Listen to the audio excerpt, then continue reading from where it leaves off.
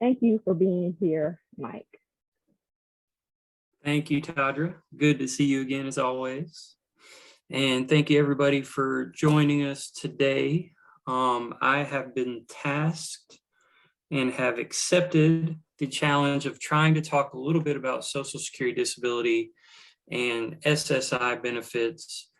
So let me start off kind of briefly introducing myself. As Tadra indicated, I am board certified. This is what I do to support my family and keep a roof over our head. But beyond that, it is also something that I really do enjoy. I put a lot of pride, a lot of effort into it. Social Security disability takes up about 95% of my practice. I also do a little bit of workers' compensation benefits, but at this point, I'm 16 years in, and that's kind of the two areas where I'm limiting myself to. I'm here in Winston-Salem, middle part of the state, but I handle cases all over the state of North Carolina. I've handled cases up and down the East Coast. I have clients in Maine and Florida and Ohio. But again, the bulk of my practice is right here in North Carolina. What I want folks to do, if they can, while I'm kind of finishing up this introduction part, if you can, grab a piece of paper and a pencil. I'm not asking you to take notes, but we may hit on a topic that you might want to scribble down a few notes on. Conversely, I will give out my contact information.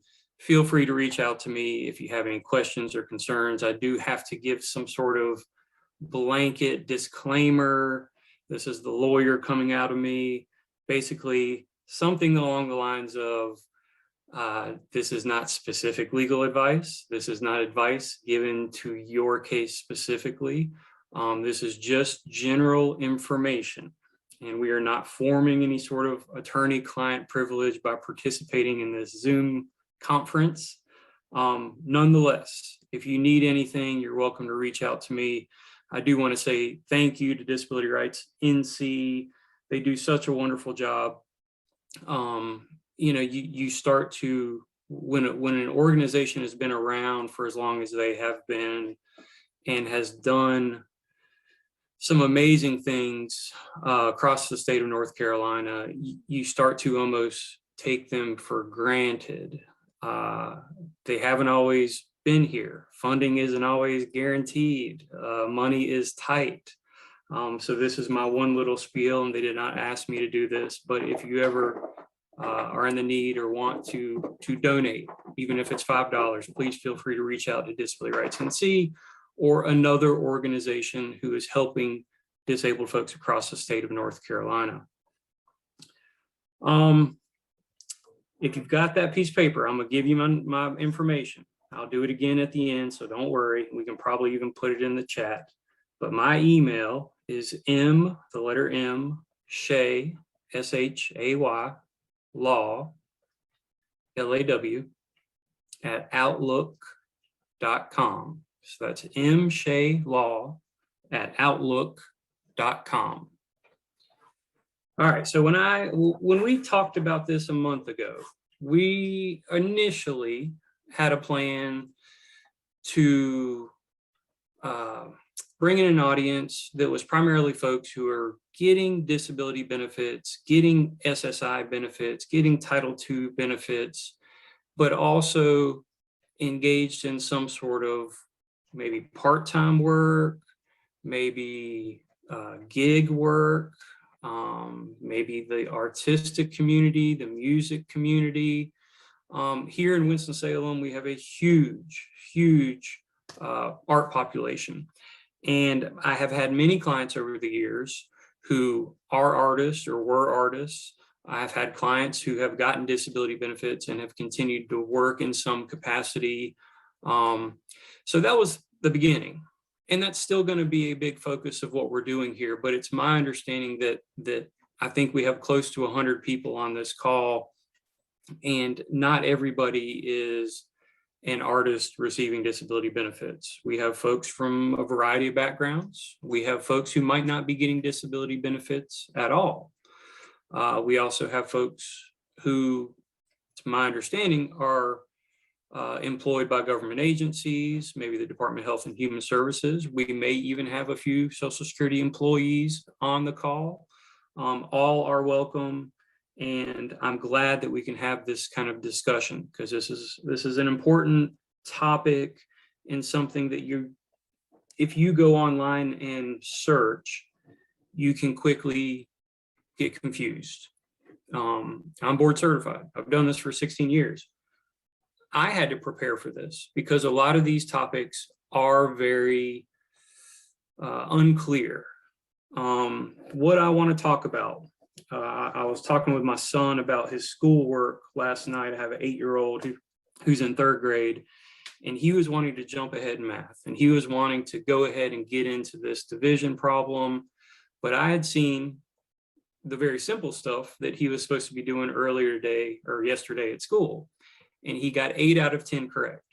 And while he was wanting to jump ahead and kind of get to the pinnacle of what he thinks math is, I was talking about with these building blocks and how it was important. We got to set the standard. We got to get this base.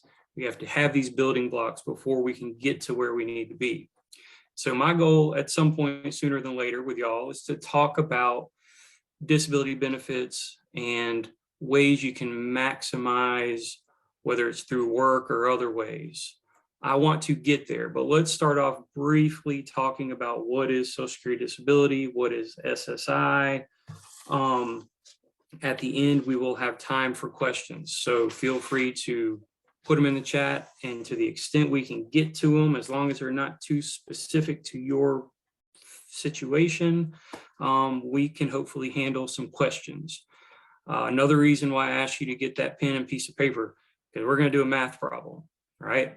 We're going to actually work through a hypothetical situation of somebody who is getting disability, who has a little bit of income, and see how it might affect them at the end of the month.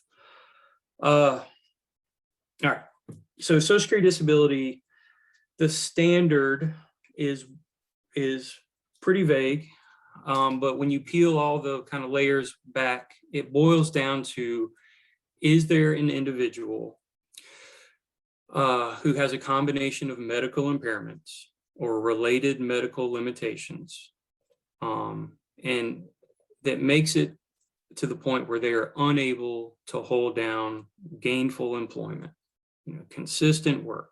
That's what Social Security disability is looking at by and large. For adults, kids is a different situation, but for adults, can you work or not because of your medical impairments?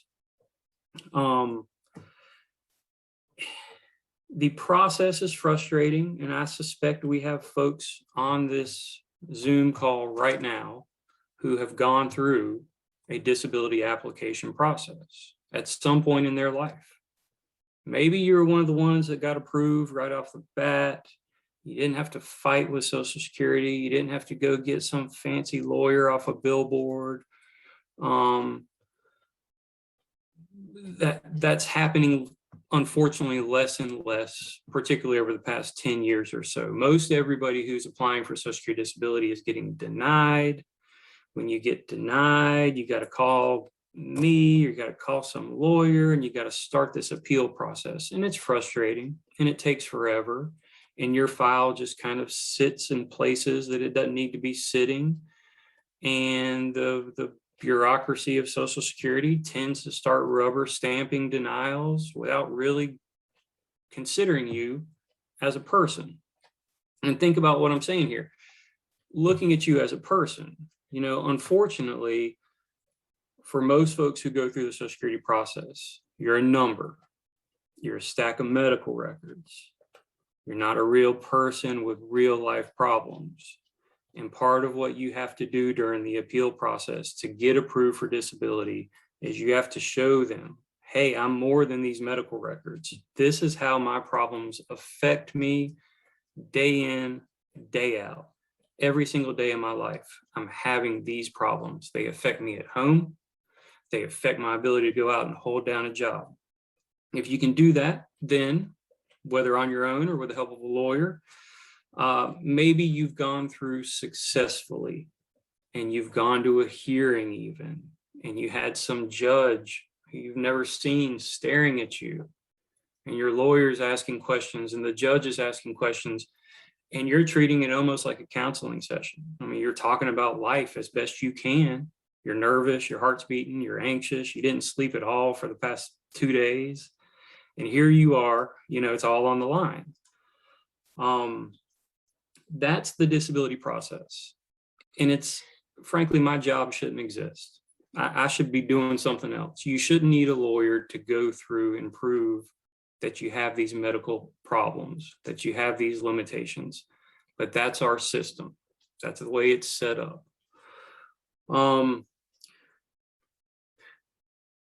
The medical standard is the same for everybody.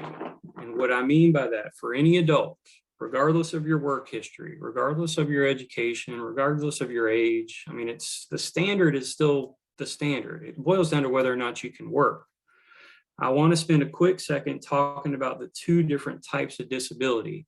And then I'm going to try, without being too technical, to really address one type of disability with a few rules, and then another type of disability. And I'm going to use these interchangeably. There's a Title II disability, which is what most folks think of. It is called Social Security disability. There's another type called Title 16 Supplemental Security Income. That's most people call SSI. So for what we're going to be doing, Ms. Martin, we're going to talk about disability, and we're going to talk about SSI. And I'm going to try, when it's important, I'm going to try to point out the differences, because there might be somebody on this call who has no clue what type of benefits they're getting. They know they get some Social Security in once a month. There may be other folks who know for a fact, well, I'm getting Title II, I'm getting disability based on what I paid into the system. Other folks might say, well, no, I've never worked in my life, so I'm getting SSI. So let's real quick try to kind of straighten some of that out. Title II disability, generally speaking, is for folks who have worked a certain amount of time and paid a certain amount of, not necessarily money, but a certain amount of quarters into the system.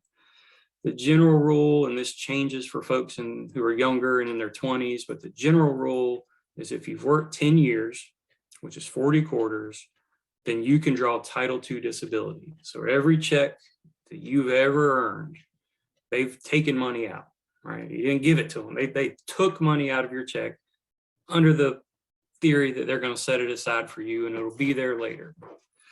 So if we're lucky enough to have worked and paid into the system and you're approved for disability, then there's just a simple algorithm based on how much you've paid in and how much you've worked.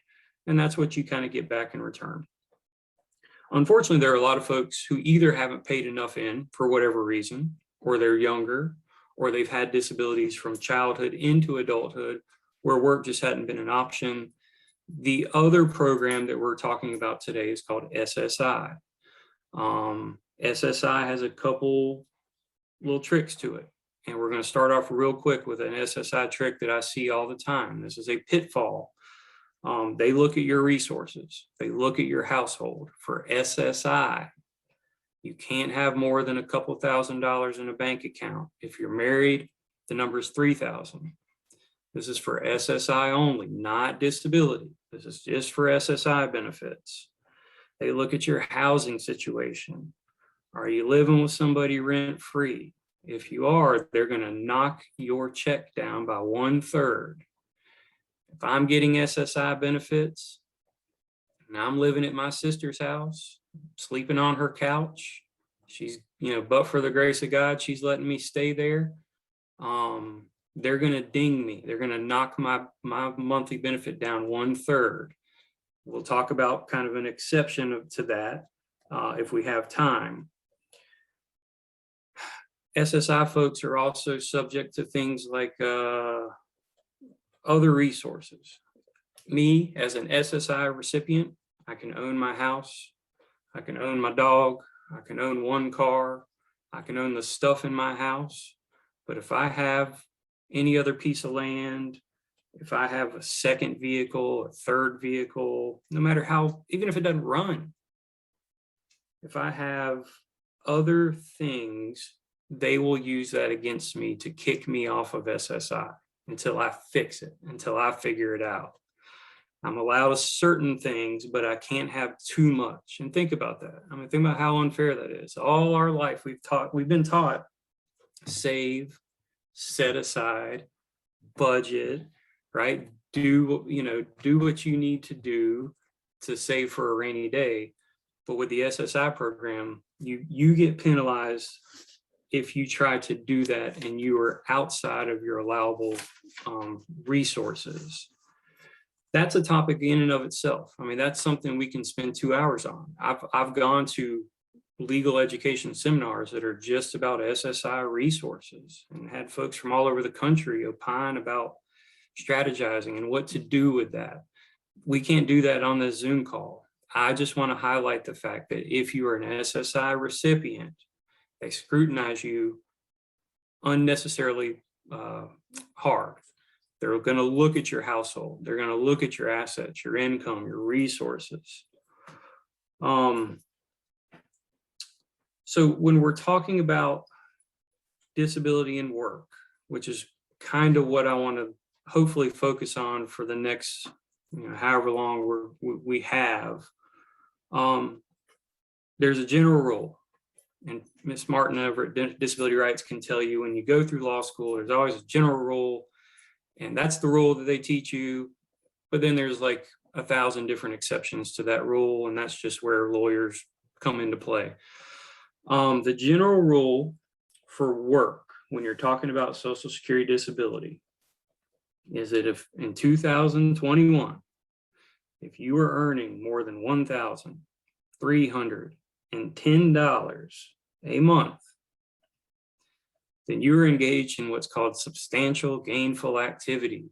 And that is a term of art that Social Security has come up with. The acronym is SGA.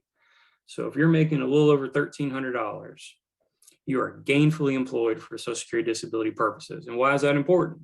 Well, I mean, that's it. That's the crux of what Social Security is looking at. Because if you're holding yourself out as, I'm applying for disability, but you're working and earning $1,300, Social Security is going to say, If you've already been approved for disability, you're getting your monthly check.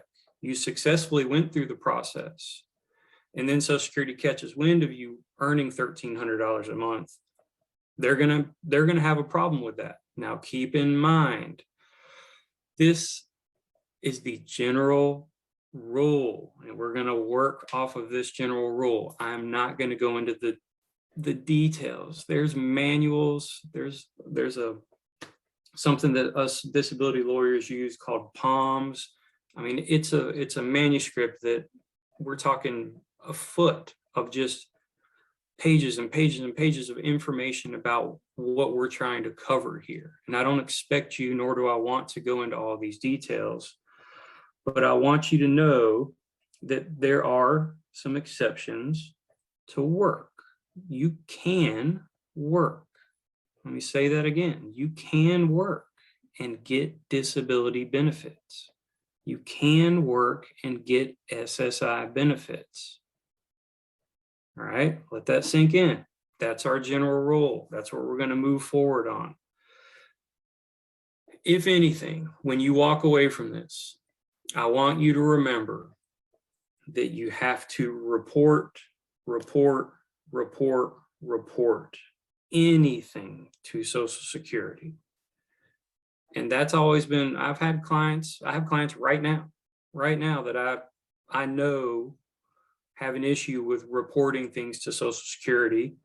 And if I'm being honest, they have an issue with reporting things to me. I would like for them to be a little more upfront with me about certain things, work stuff in particular.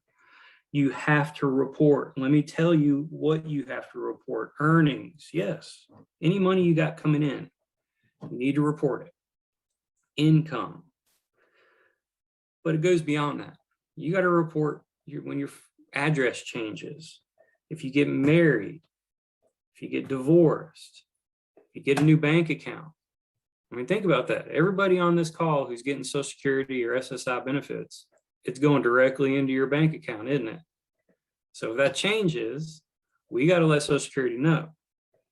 If your name changes, if you have kids, if you're convicted of a crime, if you go to jail, if you get money from a pension, all of this stuff. I mean, the list goes on and on and on. All of this stuff needs to be reported to Social Security. And let's talk about that. I shouldn't have to do this, but let's talk about the act of contacting Social Security and keeping them in the loop. They hold you to a very high standard, an unfair standard. You have to report, but sometimes that's not even enough. I've had clients, and I bet Tadra, when she was at Legal Aid of North Carolina, we will have a client that comes in and says, I told them I was working. It was a couple $100 here, couple $100 there. I gave them my pay stubs. They kept paying me. What am I supposed to do? I'm not going to turn down money. I got bills. I got things I got to do. Social Security, by and large, will still hold that against you. So you have to report and then report some more and then probably report a third time. During COVID, which is when this is being filmed, obviously, if anybody's watching it recorded later, this is September of 2021, every Social Security field office is closed.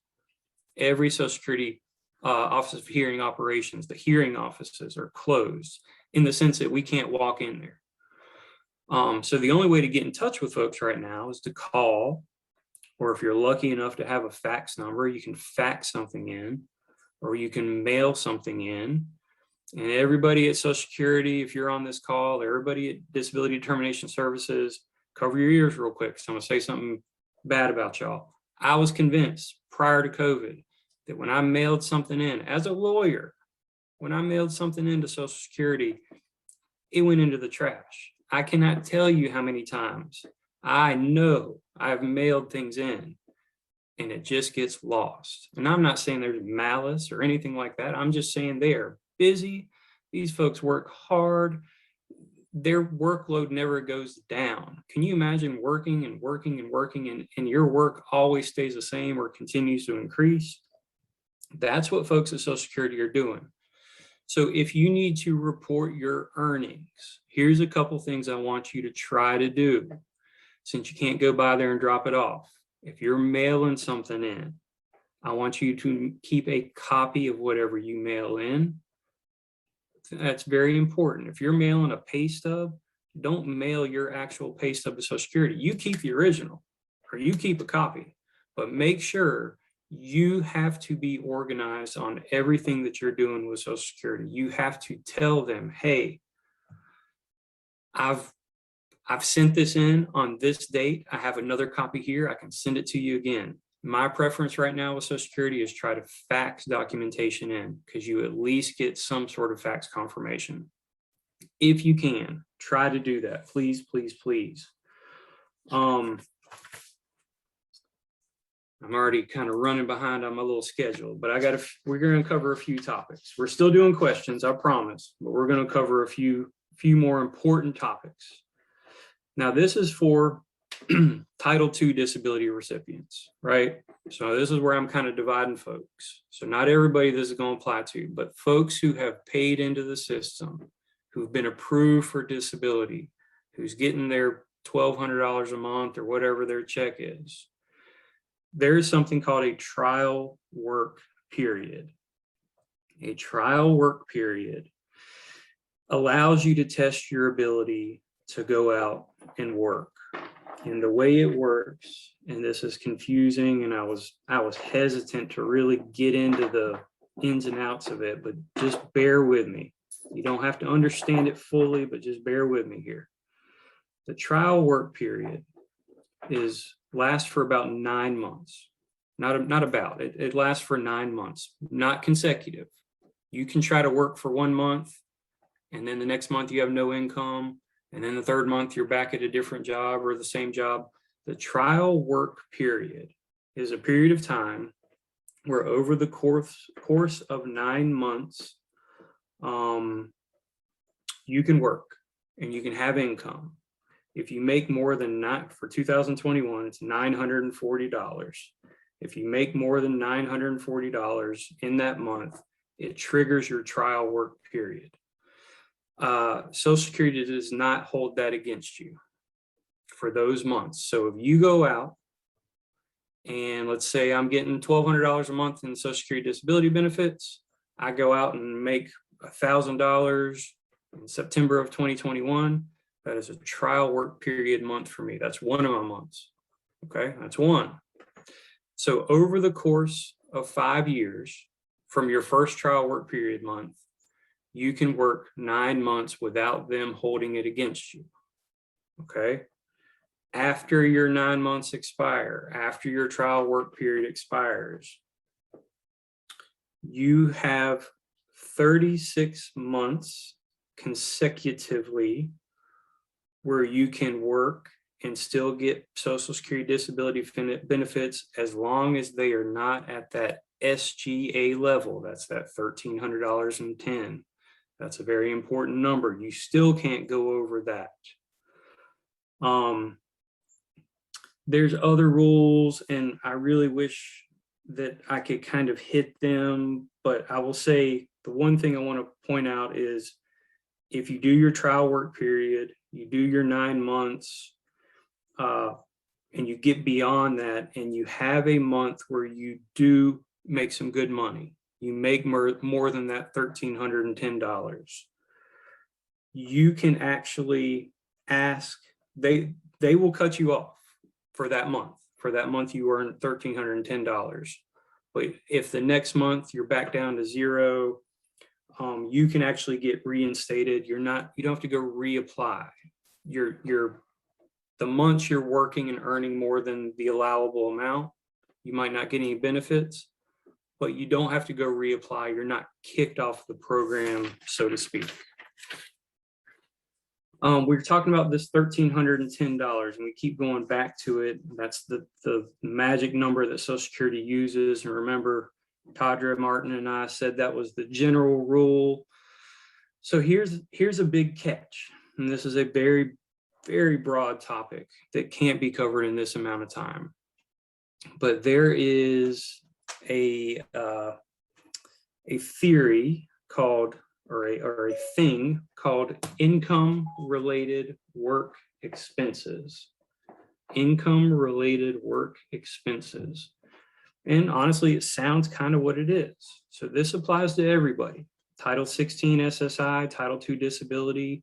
If you have expenses that are directly related to you going out and working, that are directly enabling you to go out and work your part-time job or your whatever, any kind of work, you can deduct the cost of these work expenses. Now it's Social Security is going to really look at this. They're going to really scrutinize this, because what we're doing here is this is allowing us to make more money. So, and we're going to do a math problem here in a second. I know y'all are excited about that, but hold on to that thought just for a minute. An income-related work expense. It can be medical supplies, medical devices. I've seen it, service animals.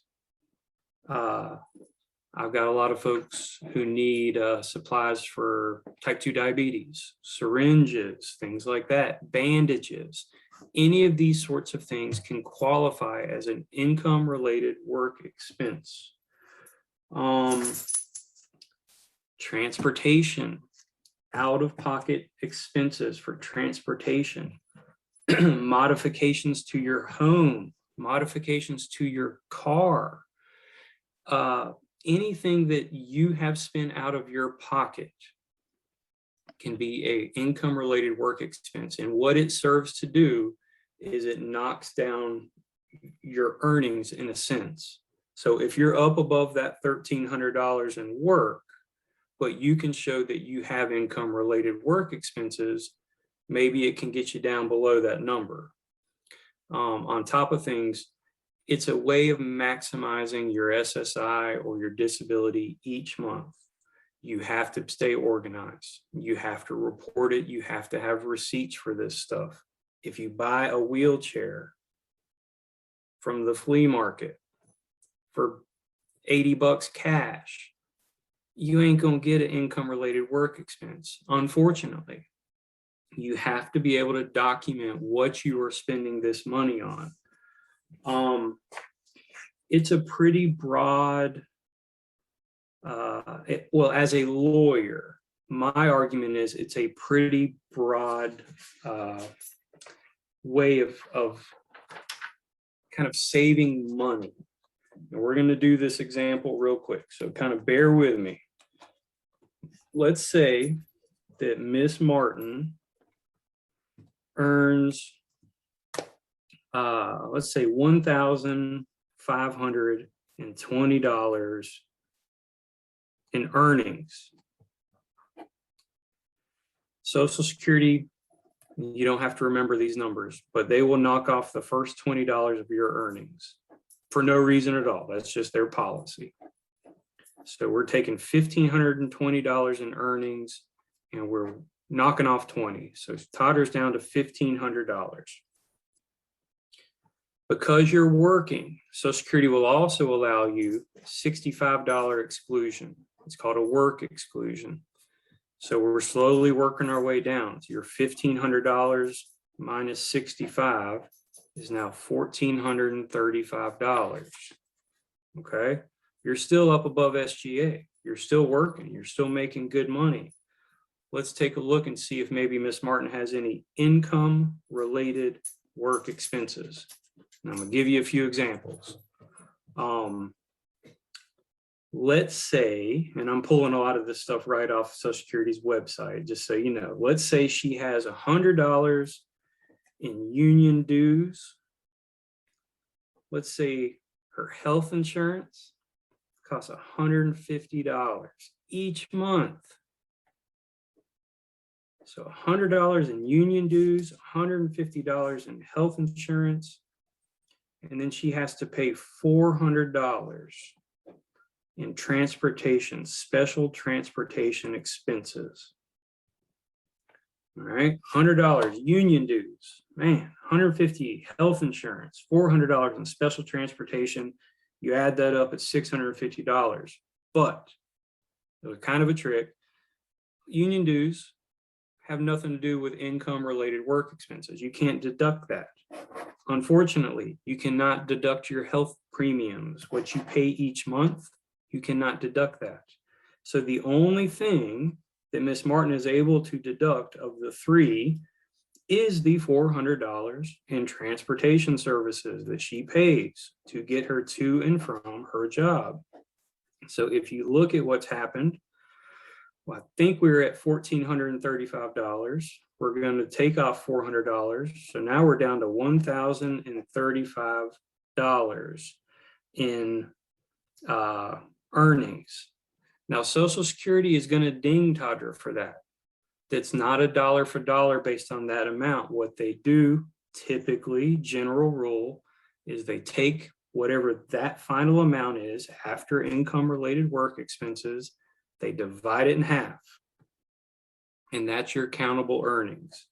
So I don't have my calculator, but if I take $1,035 and I divide it in half, they're going to basically say, all right, Miss Martin, we know you are making a little bit over $550 in countable earnings.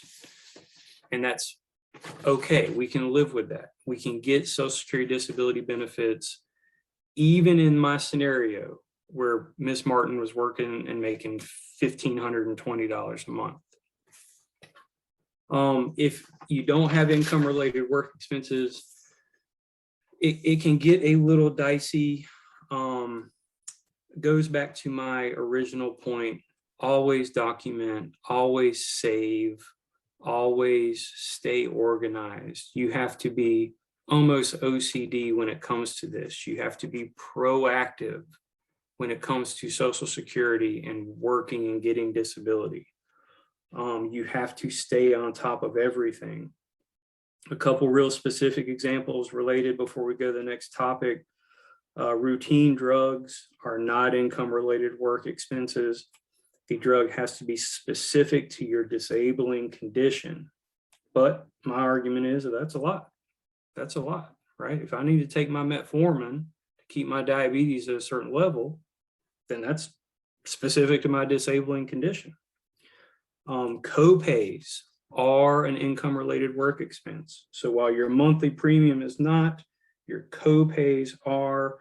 The last catch is we're talking about this on a month-to-month basis. So it may be that you're reporting things to Social Security every month. It may be that your check from Social Security Disability is going up and down every month. These are deductible in the month that you pay them, not in the month that you incur them. Todra, I'm gonna try to squeeze one more thing in, and then we'll see kind of where we're at. And I'm sorry, because I know I'm talking fast. I want to talk about SSI, Title 16.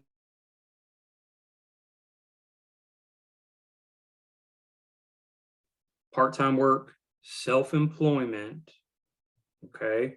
And that's gig economy, art, self-employment stuff versus unearned income. And this is going to get a little bit outside of my realm because there's a tax issue that's kind of couched in this. But when you're talking about part-time work versus self-employment versus unearned income, part-time's easy, right? You're getting paid. There's some sort of W-2. It's kind of easy to deal with when you're an employee. Now, if you're self-employed, that involves, you can't just say I'm self-employed. Self-employed is an actual like tax status. You have to be filing what's called a Schedule C on your federal tax returns. And you can deduct your business expenses and do things on a tax standpoint that qualifies you to be self-employed. When you're self-employed for Social Security Disability, everything that we talked about just a little while ago, where you get the $20 deduction, you get the $65 deduction, then you get all these income-related work expenses, and then they kind of look at one half of whatever that number ends up being. You get a lot of breaks if you're working as an employee. You get a lot of breaks if you're working as a self-employed individual. Same deductions, same income-related work expenses. Everything we've talked about is the same for employees as it is for the self-employed. Here's the catch. If you're not doing that on your tax stuff, you can't just say I'm self-employed. That money is counted as unearned income, okay? If Todra sells her piece of artwork for $200 and she doesn't do the things that need to be done on the tax basis, she's not self-employed, that $200, the month she receives it, is counted as unearned income. Here's the catch. With unearned income, you do not get income-related work expenses. So a little one probably ain't the end of the world.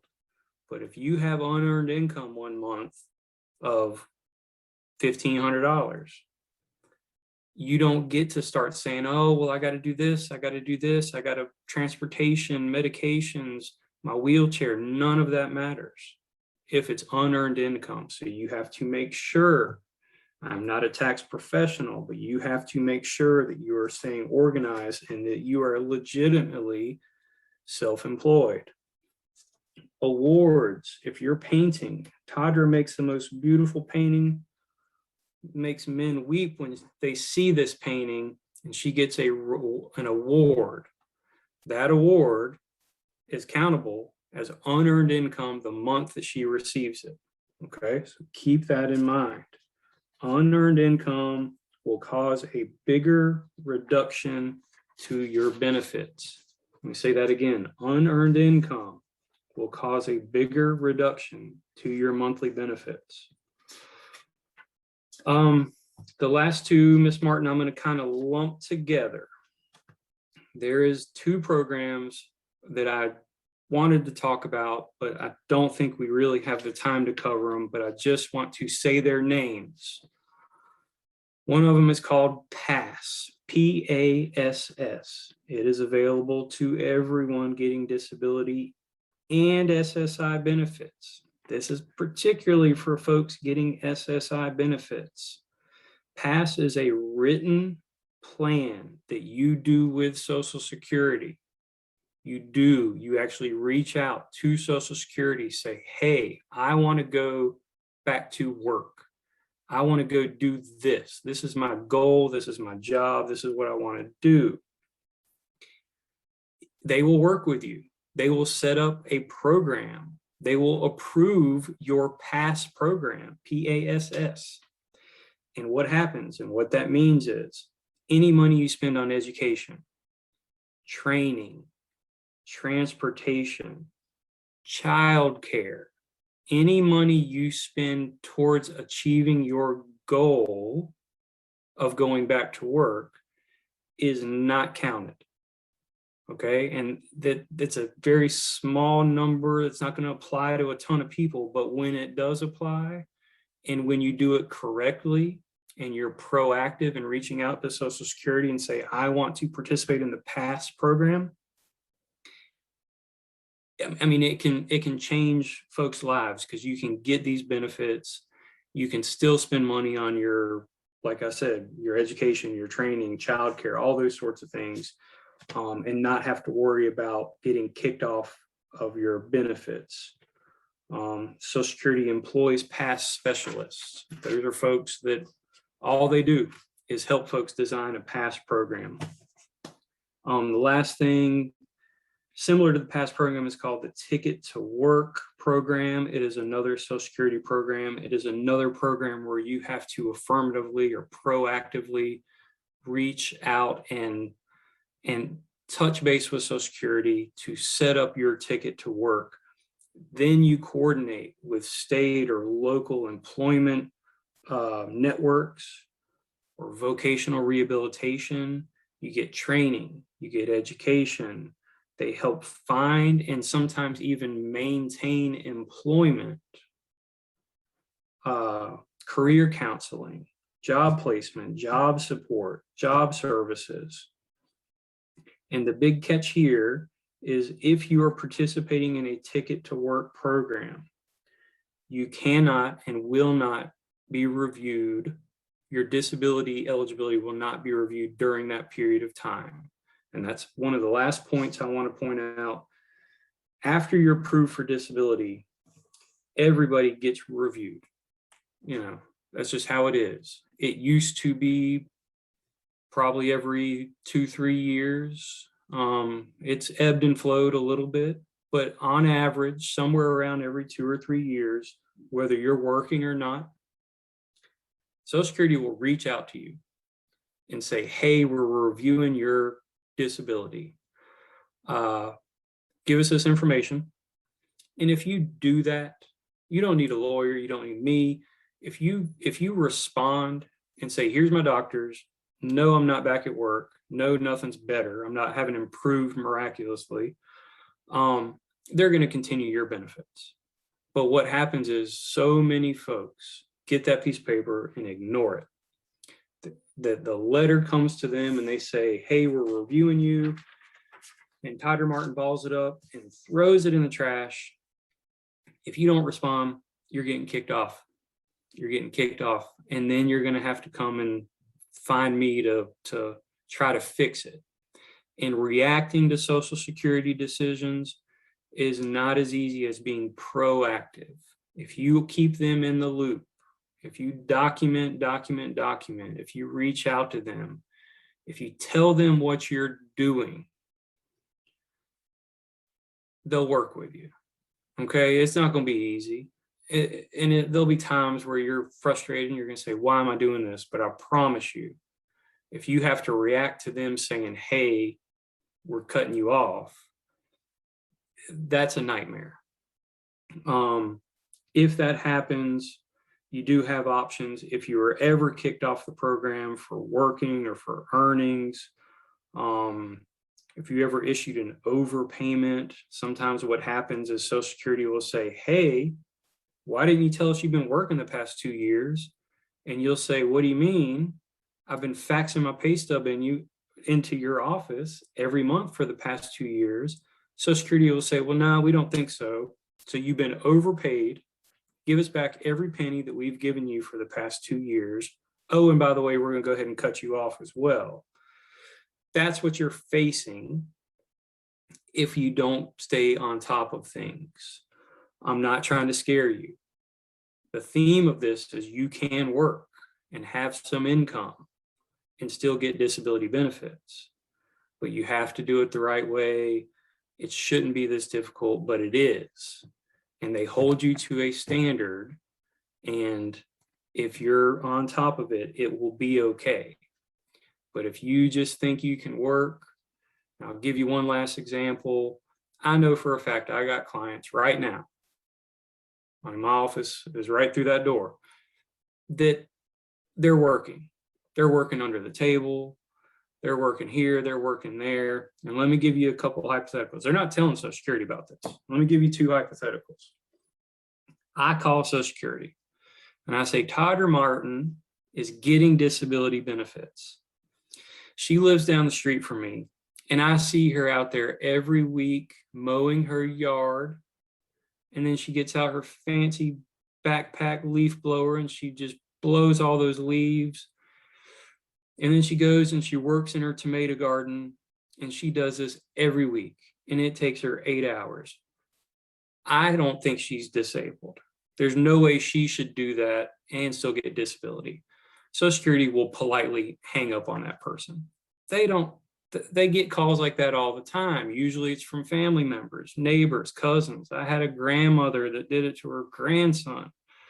They don't care about that because they know that that's not worth their time, nor is it probably even factual. You can't look at somebody and tell if they're disabled, right? I mean, that's ridiculous. Same set of facts, different scenario. If I call, still me, still Tadra, still doing the yard work, but I say, I've been paying Tadra $400 a month to come to do my yard and make it look as pretty as her yard, that's when their ears perk up. They take those calls very serious. And there's a saying, it's been around for a while, it's, when the grass is cut, the snakes will show, right? So what I mean by that is, it's always somebody close to you. It's always somebody who you had a falling out with. It's always a family member. It's always somebody who you feel comfortable with, even the employer himself, right? You have a falling out with your employer, the employer's mad, they're going to call Social Security and they're going to say Todd or Martin was working here. I just want y'all to know that. It's petty. It's extremely petty. It's none of their business, but it happens all the time. So if you think your part-time job, your under the table job, your gig work, if you think you don't need to report that, I would just caution you, you never know. You never know. All right, Todder, I think that's all I have to say about that. I know I only left about 10 minutes for questions, but what you want to do? We have a few questions, so I'll dive in. Our first question is wanting to know, where can people go to get help to fill out the initial SSI SSDI application? Does the Social Security Administration provide that assistance to initial applicants? All right, good one. Remember, we're filming during COVID. So this is the rule right now. You can't go to the office. The way you apply for Social Security disability of any sort is you contact your local office. And if you can put into your Google machine, your computer, SSI office locator, SSA office locator, what is my local Social Security office? It will pop up and you call your local office specific. If you're in Winston, you call the one in Winston. If you're in Greensboro, you call the one in Greensboro. If you get out into the counties, don't assume that it's your closest one. Folks who live in High Point, unfortunately, a third of them go to Greensboro, so that's who they would have to call. A third of them come to Winston, That's who they would have to call. And then a third of them go to Salisbury. So if you go into the computer and do your SSA office locator, it says, what's your zip code?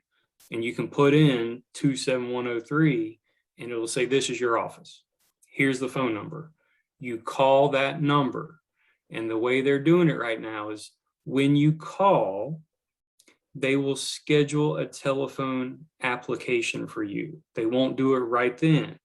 So if you call this morning, they're not going to take your application on that call. What they'll do is they'll say, all right, we got you. We're going to call you back on Friday, 10 o'clock. The interview itself is pretty simple. And these folks are being very patient with all the claimants right now. So you will do it over the phone. Please do not try to do it on the computer. Please, please, please, because something's going to get messed up. When you're doing it over the phone, you at least have a Social Security specialist who can hold your hand and take your information. And what I tell folks, at that point, if you want, you can reach out to a lawyer, or you can wait and see, right? You can wait and see, because you might get an approval. You might get approved for your disability. And if you do, maybe you don't need a lawyer. It's all what you want to do. So if you want to reach out to me or somebody on a billboard or some handsome person in a commercial, you can do that. But you got to get the application started over the telephone. Also, we can't, just so people know, if you have specific questions concerning any matter shared in this presentation or need legal advice, we encourage you to consult with an attorney. With that being said, I'm gonna we got a couple of questions kind of centering on the same thing. So I'm gonna try to do it in a general way, is that we have some parents who children who happen to be adults are receiving SSI, and they wanna know about the deductions, the handling requirements, because they've received some different information from Social Security themselves, from different parents in the same situation. So they just wanted to know where's the best resource to get information about how these things may affect their children's or adult children's Social Security benefits. I'm with you, and I'm probably not going to get to the crux of the matter, but the couple issues. I mean, first and foremost, you can go to the Social Security website and find general rules. The one that I really like, they do it every year. They call it like SSI updates or something like that. But if you have a living arrangement and you have somebody who is paying their fair share of the rent, benefits should not be reduced at all. Okay, so my example earlier in this presentation was if I'm sleeping on my sister's couch and I'm not paying rent, they're going to ding me 1/3. That's just how it is. So my $800 and something check is going to be $500 and something. If I'm paying my fair share, then I'm good. I still get my fair share. So what I've seen in these agreements, these kind of living agreements, where I will see a family member, a mom, a grandma, a brother, sister, write something up that says so-and-so is going to live with me, but he is paying his fair share. If our bills are $1,200 a month and there's 4 of us living in this house, we'll each kick in $300. That's his fair share. Now, do we know for sure that little Johnny is paying his sister that $300? No. But if you have documentation to show that there's an agreement in place, a lot of times that's all Social Security needs. You cannot do it backwards. You can't write something now that says, oh, by the way, he's been living with me since 2018, and this has been our agreement the whole time. That's not how it works. If you do something now, you can do it moving forward. I know that doesn't get into all of it, and I think a couple folks in the chat kind of popped up with some suggestions, very helpful suggestions as well. Yeah, I think some people said you can reach out to WIPA, which is the work incentive. I don't know what the PA stands for, but I'm sorry, but they can reach out to WIPA. Also, we have a quick question. Can an individual on Title II work up to $940 a month without benefits being reduced? I still want you to report them. I mean, the answer is maybe, right? Maybe. But I still want you to keep your pay stubs or keep a ledger or otherwise communicate with Social Security about that. Yeah, but you're not getting to that SGA level. You're not triggering what's called the trial work period. So if you're really at a very low level, still tell Social Security about it, still talk to them about it. But typically, the lower the level, the more likely you are to not have any benefits be reduced. Right. And so WIPA is Work Incentives Planning and Assistance.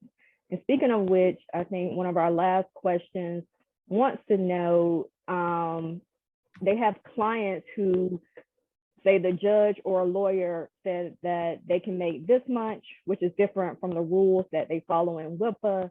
Is there any situation where an agreement is reached in court contrary to the SSA's work incentives?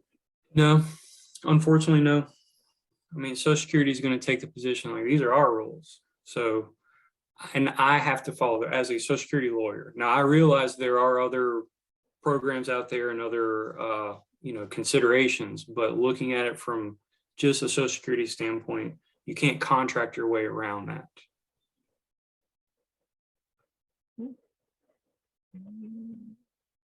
Also, we ask that please complete our short feedback survey. Let us know how we did and what else you would like to have us present on. I think there's the link in the chat. That is, I don't think we have any more questions that I see. So therefore, if there are no more questions, we are right at 12 on the dot. So thank you all for coming. We're so glad that so many of you participated and were interested in this. And again, if you have any feedback for us, or if you have any other ideas for topics or presentations, webinars, workshops you would like us to do, please let us know.